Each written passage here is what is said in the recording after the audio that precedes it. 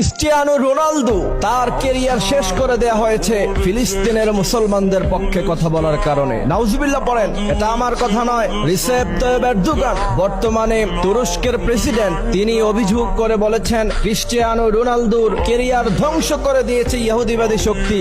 কারণ ছিল ফিলিস্তিনের মুসলমানদের পক্ষে তিনি কথা বলেছেন। পত্রপত্রিকায় নিউজ হয়েছে, অনলাইনে সোশ্যাল মিডিয়ায় আপনারা দেখবেন ক্রিস্টিয়ানো রোনালদো একজন খ্রিস্টান হওয়া সত্ত্বেও তার গায়ে রাসূল করিম সাল্লাল্লাহু আলাইহি সাল্লামের জুব্বা মুবারক, এবং আমি দেখলাম তিনি একটি খেলার মধ্যে অংশগ্রহণ করলেন, সেখানে ভালো গোল করার পরে তিনি সেজদায় লুটিয়ে পড়লেন। এটা মুসলমানদের চিত্র, এবং ক্রিস্টিয়ানো রোনালদো মুসলমানদেরকে অত্যন্ত ভালোবাসেন।